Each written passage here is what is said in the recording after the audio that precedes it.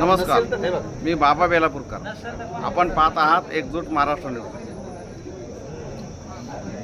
अहिल्यानगर जिल्ह्यातील शेवगाव तालुक्यातील म्हणजे शेवगाव पाथर्डी तालुक्यातील पोलीस स्टेशनमध्ये आपण आहोत. आणि काल विठ्ठल खर्जन हा वंचित बहुजन आघाडीचा कार्यकर्ता पोलीस स्टेशनमध्ये तक्रार दाखल करण्याकरता गेला असता तिथं तो मयत झाला.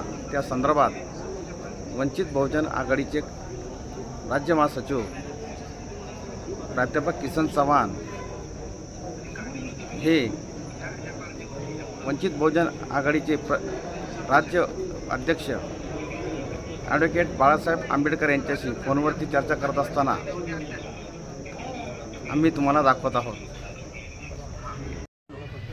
हां साहेब आम्ही पोलीस याला पाथर्डी पोलीस स्टेशनला आहोत. ती डेड बॉडी आता इन्क्वेस्ट पंचनामा झाला आहे. हां, तर काल 3 महिन्यापासून त्या आदिवासी महिलेवरती जो काही त्यांची फिर्याद होत नव्हती, तर हे 3 दिवस उपोषणला होते आपले वंचितचे कार्यकर्ते त्यांच्यासोबत. आणि मग काल कलेक्टरांनी सांगितलं जाऊन फिर्याद दाखल करा. मग पोलीस स्टेशनला फिर्याद दाखल होत असताना तिथल्या PIनी समोरच्या पार्टीचे जे लोक आहेत त्यांना पण बोलून घेतलं 5-25 जण, आणि त्यांना सांगितलं तुम्ही पण तुमचे बलात्काराचा गुन्हा दाखल करा, तुम्ही पण फिर्याद देऊन टाका.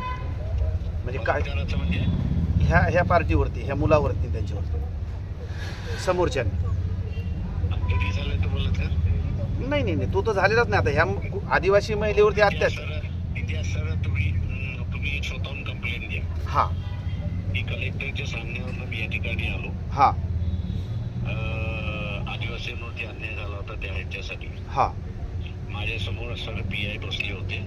हां, त्यांनी असं अमुक अमुक हे केलं, 5-5 जणांना बोलवलं आणि अमुक अमुक ह्याच्यावरती असणारं गावकऱ्यांना गाईड केलं की त्यांनी असणारं याच्यावरती असणारा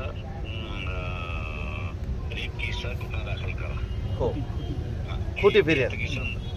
नाही, तुम्ही ही माझ्या समोर त्यांनी सांगितलं. हां, मी केली ना साहेब. तुम्ही फिर्याद हो केलं मी आता निवेदन. तुम्ही कंप्लेंट करा. बरं. तुम्ही FIR Yes. तुमच्या नावाने काढा तिथे. ओके. हा, पाठीमागं हटायचं नाही, घाबरायचं नाही, काही नाही. मग आता ती डेड बॉडी आहे साहेब. आता आम्ही काय PM होऊ देत नाही जोपर्यंत.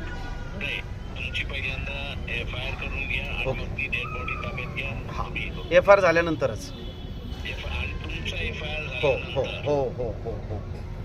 कलेक्टरने सांगितलेलं आदिवासी बाईचा तो FIR होईल. हां, पण तुमच्या समोर हे घडलं की तू समोरच्याला बोलवून त्यांच्यावरती असणारा रेप केस दाखल करा म्हणून सांगण्यात आलं. हो. त्याचे हे आहे त्याच्यामध्ये. येस.